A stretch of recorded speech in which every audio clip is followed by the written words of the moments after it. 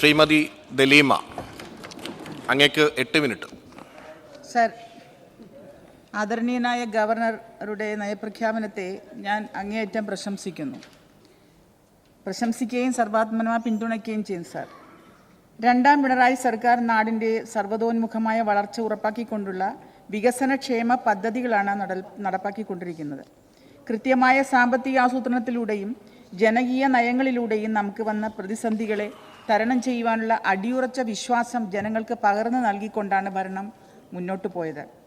1970 തുറക്കാത്ത വാതിൽ എന്ന ചിത്രത്തിൽ പി ഭാസ്കരൻ മാഷിൻ്റെ രചനയിൽ കെ രാഘവൻ മാഷ ഈണം നൽകി യേശുദാസ് സാർ പാടിയ ഒരു മനോഹര ഗാനമുണ്ട്. സർ, അതിങ്ങനെയാണ്: നാളികേരത്തിൻ്റെ നാട്ടിലെനിക്കൊരു നാഴിയിടങ്ങഴി മണ്ണുണ്ട്, ഒരു നാഴിയിടങ്ങഴി മണ്ണുണ്ട്, അതിൽ നാരായണ കിളി കൂടുപോലുള്ളൊരു നാലുകാലോലപ്പുരയുണ്ട്.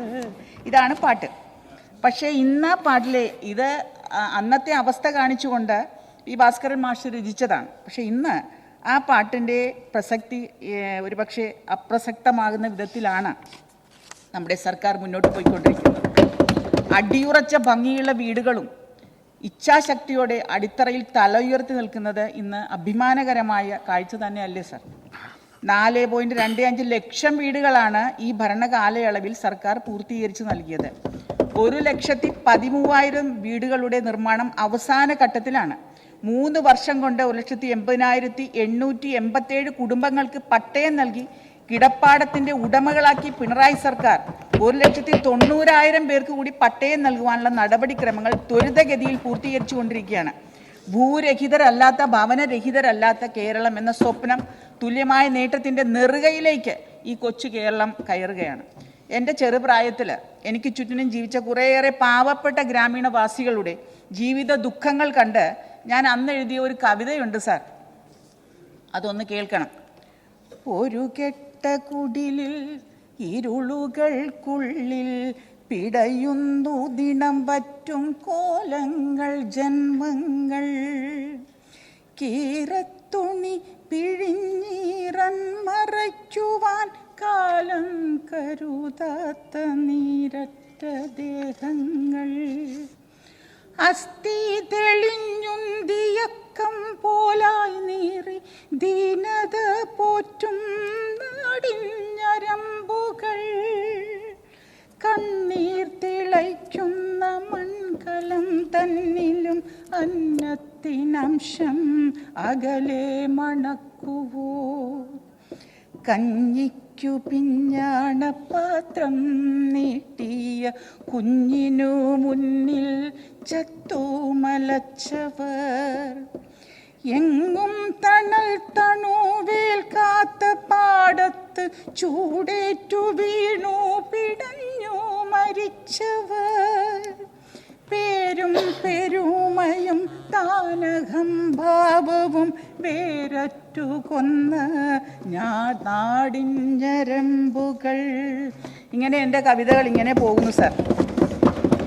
ഇത് സത്യമായിരുന്നു. കാരണം ഇങ്ങനെയുള്ള മനുഷ്യർക്ക് ഒരു പറമ്പും വീടും സ്വപ്നം കാണുവാൻ പഠിപ്പിച്ചത് ഇടതുപക്ഷ സർക്കാരായിരുന്നു എന്നുള്ള സത്യം തന്നെയാണ്.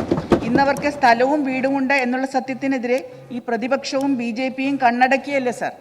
നിഷ്കളങ്കരായ മനുഷ്യരെ തെറ്റിദ്ധരിപ്പിക്കേണ്ടത് BJPയുടെയും പ്രതിപക്ഷത്തിൻ്റെയും ഗതികേടുമല്ലേ എന്ന് ഞാൻ ഓർക്കാതെയില്ല. MSME വ്യവസായങ്ങൾക്ക് 5 വർഷത്തേക്ക് വൈദ്യുതി നികുതിയില്ല. സ്ത്രീകൾ, പട്ടികജാതി പട്ടികവർഗ സംരംഭകർക്ക് സ്റ്റാമ്പ് ഡ്യൂട്ടിയിലും രജിസ്ട്രേഷൻ ചാർജിലും ഇളവ്.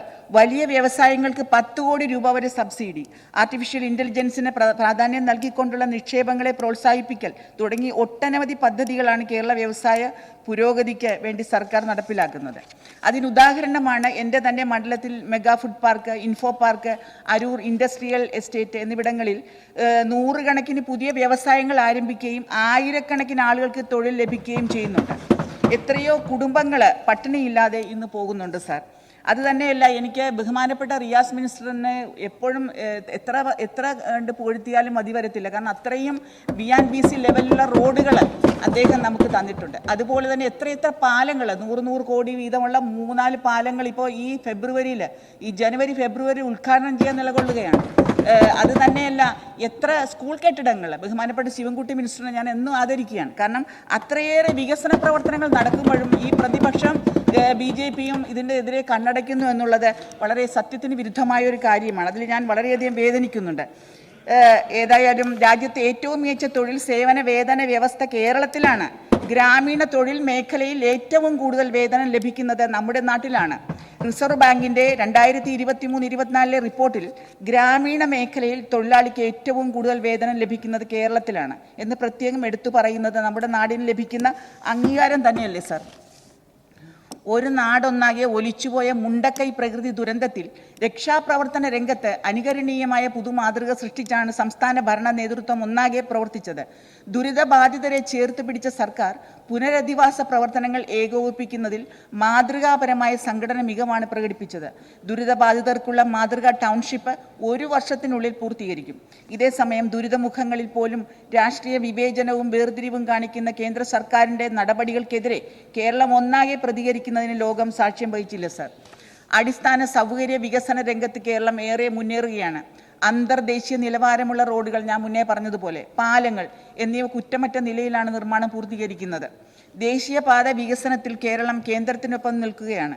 കൃത്യമായ കാലയളവിൽ സ്ഥലം ഏറ്റെടുത്ത് നൽകിയും സംസ്ഥാന സാമ്പത്തിക വിഹിതം കൈമാറിയും പൊതുമരാമത്ത് വകുപ്പ് അത്ഭുതങ്ങൾ സൃഷ്ടിക്കുമ്പോൾ ഏറ്റവും മികച്ച റോഡ് ഗതാഗത സൗകര്യങ്ങളുള്ള സംസ്ഥാനങ്ങളുടെ മുൻനിരയിലേക്ക് കേരളവും എത്തുകയല്ലേ സാർ? വേമ്പനാട്ട് കായലും അറബിക്കടലും അതിരിടുന്ന അരൂർ മണ്ഡലത്തിലെ ജനങ്ങൾ ഈ സർക്കാരിനൊപ്പമാണ്. ഒട്ടനവധി വികസന പ്രവർത്തനങ്ങൾ എൻ്റെ മണ്ഡലത്തിൽ നടപ്പിലാക്കിയിട്ടുണ്ടെങ്കിൽ എൻ്റെ മണ്ഡലത്തിലെ തീരദേശവാസികളുടെ എക്കാലത്തെയും ദുഃഖമാണ് വെള്ളക്കെട്ട്. അതിന് ശാശ്വതമായ പരിഹാരം എൻ്റെ ഗവൺമെൻറ് കാണുമെന്നുള്ള എനിക്ക് ഉറച്ച വിശ്വാസമുണ്ട്. എൻ്റെ ജനങ്ങളുടെ തീരാ ദുഃഖം ഈ ആർജവമുള്ള, എനിക്ക് അഭിമാനമുള്ള ഇടതുപക്ഷ സർക്കാർ നടപ്പിലാക്കും എന്ന് പൂർണ്ണമായും ഞാൻ എൻ്റെ ജനങ്ങളിൽ വിശ്വസിക്കുന്നു. അരൂരിൻ്റെ വ്യവസായ വളർച്ചയ്ക്കും തീരദേശ കായലോര നിവാസികളുടെ ജീവൽ പ്രശ്നങ്ങൾക്ക് പരിഹാരം കാണുകയും ചെയ്യുന്ന ജനകീയ സർക്കാർ എന്നും ജനങ്ങളോടൊപ്പം തന്നെയാണ്. ഗവർണറുടെ നയപ്രഖ്യാപനത്തെ ഞാൻ ഒരിക്കൽ കൂടെ പിന്തുണയ്ക്കുന്നു സാർ.